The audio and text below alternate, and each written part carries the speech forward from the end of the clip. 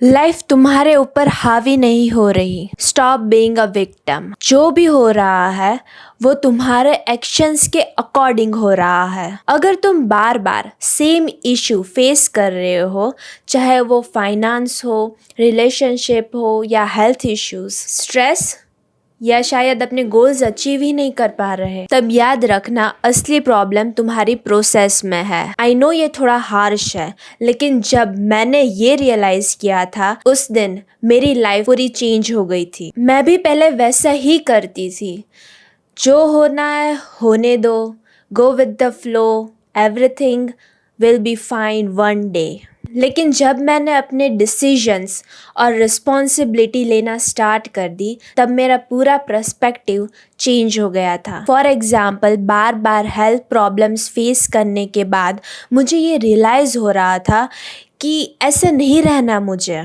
ऐसा मैं क्या करूं जिससे मैं अपनी पूरी लाइफस्टाइल चेंज कर पाऊं और अपने लाइफस्टाइल में ही हेल्दी हैबिट्स को इंक्लूड कर सकूं। तुम दूसरों के एक्शंस को कंट्रोल नहीं कर सकते, लेकिन अपने लिए ये डिसाइड कर सकते हो कि क्या सही है और क्या गलत। ये ज़रूर याद रखना कि लाइफ तुम्हारे माइंडसेट का एक रिफ्लेक्शन है, और अगर तुम्हें अपनी लाइफ पसंद नहीं है तो अपने एक्शंस को चेंज कर दो। विक्टिम माइंडसेट से कैसे निकले? Why is this happening to me? मैं इस सिचुएशन में क्या कर सकती हूँ? तुम्हारे पास सारे रिसोर्सेज अवेलेबल है, तो उसे यूज़ करना सीखो। लाइफ इतनी हार्ड क्यों लगती है?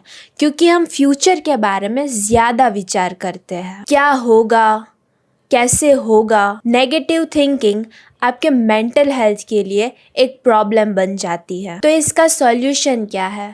हर केस में अपना बेस्ट केस सिनेरियो पे फोकस करो। लॉजिक और क्लियरिटी से रिस्पॉन्स करना है, इमोशंस पे नहीं बहना। पूछो अपने आप से कि क्या ये 5 घंटे या 5 महीने या 5 साल बाद इतना मैटर करेगा? फियर ऑफ जजमेंट्स, दूसरों के ओपिनियन पे इतना ध्यान मत दो। हमेशा याद रखना, अपने आइडियल्स, अपनी रिस्पॉन्सिबिलिटी, हमेशा तुम्हारी इंस्पायरेशन और गोल्स को याद रखो और उस चीज़ को फॉलो करो जिससे तुम्हें ग्रो करने में हेल्प मिले। तुम्हारी लाइफ के हर एरिया को एग्जामिन करना सीखो। क्या काम नहीं कर रहा, उसके बाद एक्शन प्लान्स बनाओ। अपनी हेल्थ इश्यूज़ या मेंटल हेल्थ इश्यूज़ के लिए एक्शंस लो।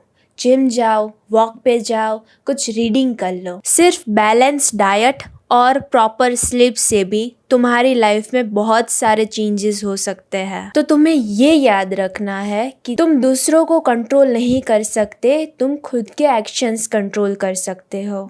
अपने आप से पूछते रहना कि मैं जो भी एक्शंस परफॉर्म कर रही हूँ, क्या वो मेरे फ्यूचर सेल्फ के साथ अलाइंड है या नहीं।